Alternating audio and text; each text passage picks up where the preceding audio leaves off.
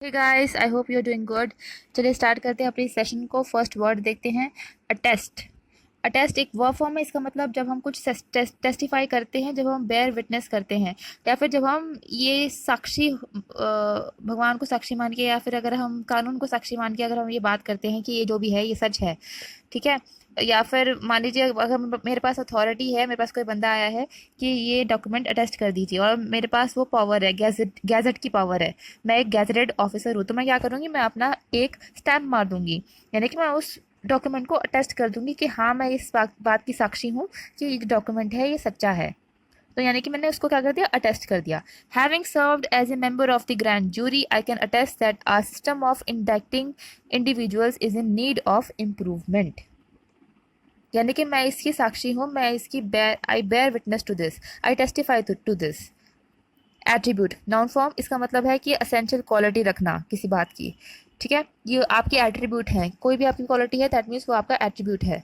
चीज़ है, मान लीजिए कि जैसे वो कोई चीज़ है, वो ब्लू है, वो गोल है, यानी कि वो उसके एट्रीब्यूट्स हैं, वो उसकी क्वालिटी है कि वो गोल है और वो ब्लू है। His outstanding attribute was his kindness, जो उसकी सबसे अच्छी क्वालिटी थी वो क्या थी, उसकी काइंडनेस, उसका दयालुपन। नेक्स्ट वर्ड देखते हैं, attrition. It's a noun form. इसका मतलब कोई चीज़ जो ग्रेजुअली डिक्रीज कर रही है नंबर्स में, रिड्यूस हो रही है एक एक पैटर्न के साथ, तो उसका मतलब क्या है, वो एल्ट्रेशन है। कि मान लीजिए मैं मैं एक कंपनी चलाती हूँ और मैंने सोचा कि घाटा हो रहा है, इसलिए मैं क्या करूँगी, हर महीने 5-5 एम्प्लॉय जो हैं वो मैं घटाती रहूँगी। तो मान लीजिए मेरे 100 एम्प्लॉय थे पहले, तो मैंने हर महीने 5-5 करके निकालने शुरू कर दिए, तो 3 महीने बाद मैंने 15 निकाल दिए। तो क्या हो रहा है, वो मेरा एट्रिशन हो रहा है, यानी कि ग्रेजुअली मैं डिक्रीज कर रही हूँ अपने एम्प्लॉयज़ के नंबर्स को, रिड्यूस कर रही हूँ, ठीक है। तो क्या हो रहा है, एट्रिशन, ग्रेजुअल डिक्रीज हो रहा है, एकदम से नहीं 15 को मैं निकाल रही, मैं धीरे धीरे करके निकाल रही हूँ, ठीक है। या तो फिर workforce, reduction in the workforce without firing the employees, ये इसका हो गया। फिर wearing away of opposition bye means of harassment, ठीक है। या तो फिर हम बोलें कि जैसे कोई चीज़ है, मतलब हम इसको एक साइकोलॉजी में भी यूज़ कर सकते हैं। मान लीजिए मैं आपको बार बार तंग कर रही हूँ, बार बार तंग कर रही हूँ, आपको कमज़ोर कमज़ोर बनाने के लिए। आप पहले ठीक काम कर रहे थे, मैं आपकी कॉम्पिटिटर हूँ, मैं आपको बार बार तंग कर रही हूँ, आपको बार बार प्रेशर कर रही हूँ, हरास कर रही हूँ, दैट मीन्स मैं आपको आपकी इफेक्टिवनेस को कम कर रही हूँ, दैट मीन्स ये भी एट्रिशन है। Okay, in the suburban churches suffered from attrition as members moved from cities to the suburbs.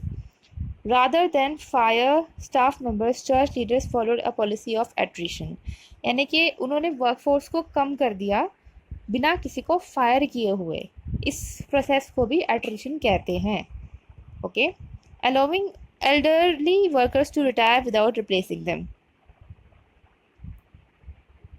Atypical, it's an adjective. इसका मतलब है कि कोई चीज़ नॉर्मल नहीं है, ठीक है, नॉर्मल से हटके है, उसको बोलेंगे वो अटिपिकल है। टिपिकल मतलब जो नॉर्मल है ना, जो हमेशा होता रहता है वो टिपिकल है, लेकिन अटिपिकल मतलब उसका उल्टा, जो नॉर्मल नहीं है। The child psychiatrist reassured Mrs. Keaton that playing doctor was not a typical behavior for a child of young Alex's age. Yes, she replied, but not charging for house calls. सो यहाँ पे अपना ये session ख़त्म करते हैं। इस पर कुछ हार्ड वर्ड्स थे, तो आप इन वर्ड्स को याद कीजिए, इनकी मीनिंग को याद कीजिए, एंड ओवरलोड मत कीजिए वर्ड्स का, तभी जाके आपको मीनिंग्स जो हैं सारे के सारे दिमाग में बैठेंगे। तो चलिए इसको यहाँ पे ख़त्म करते हैं। Thank you very much.